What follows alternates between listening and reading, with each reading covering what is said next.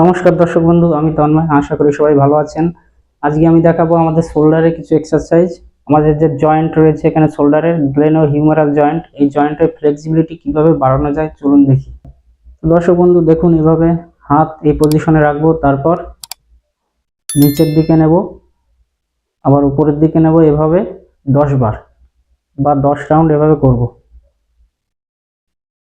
এভাবে 10 বার আমরা উপর নিচ করলে কি হবে, আমাদের এখানে ফ্লেক্সিবিলিটি বৃদ্ধি পাবে।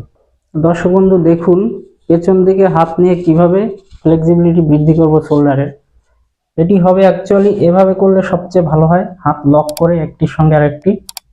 এটি দু হাতেই করতে হবে, মানে উপরে একবার ডান হাত উপরে, একবার বাঁ হাত উপরে দিয়ে এভাবে করতে হবে। এখন অনেকের এই অবধি এভাবে আসবে না, এত ফ্লেক্সিবিলিটি নেই। তাদের জন্য কি হবে, তাদের জন্য তাওয়াল দিয়ে আমি এক্সারসাইজ করব। তাওয়ালটা কি করব দেখুন, ঠিক সেম ভাবে এভাবে দাঁড়াবো, ডান হাত এভাবে নিয়ে বাঁ হাত দিয়ে এটা ধরবো এভাবে, তারপর ডান হাত দিয়ে উপরের দিকে আস্তে আস্তে এভাবে তুলবই, আবার নিচের দিকে নামাবো, আবার উপরের দিকে তুলবো। এভাবে হাত পাল্টে ডান হাত বাঁ হাত উপরের দিকে একবার দিয়ে মানে এক্সারসাইজ করতে হবে।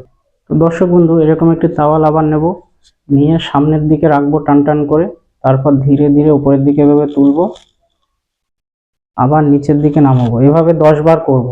যদি এই অবধি ওঠে এই অবধি, এভাবে 10 বার এক্সারসাইজ করব। তো দর্শক বন্ধু আমি দেখালাম কিভাবে আমরা আমাদের শোল্ডারের এক্সারসাইজ করব ঘরে বসে। এভাবে আমরা কিন্তু শোল্ডারের ফ্লেক্সিবিলিটি বৃদ্ধি করতে পারি, শোল্ডার ভালো থাকবে। যদি হালকা যন্ত্রণা ব্যথা থাকে তবে ভালো হবে, আর যদি খুব লক হয়ে যায়, ব্যথা যন্ত্রণা বৃদ্ধি পায় শোল্ডারের, সেক্ষেত্রে অবশ্যই আপনারা চিকিৎসকের পরামর্শ নেবেন, কোনো ফিজিওথেরাপিস্টের পরামর্শ নেবেন। অনেক সময় একা নিজে থেকে এক্সারসাইজ করা যায় না, তখন কিন্তু ফিজিওথেরাপিস্টের সাহায্যের প্রয়োজন হয়। তো সেক্ষেত্রে আপনারা চিকিৎসকের পরামর্শ নেবেন। ভালো থাকবেন সবাই, আনন্দে থাকবেন, মন ভালো রাখবেন। ধন্যবাদ সবাইকে, নমস্কার।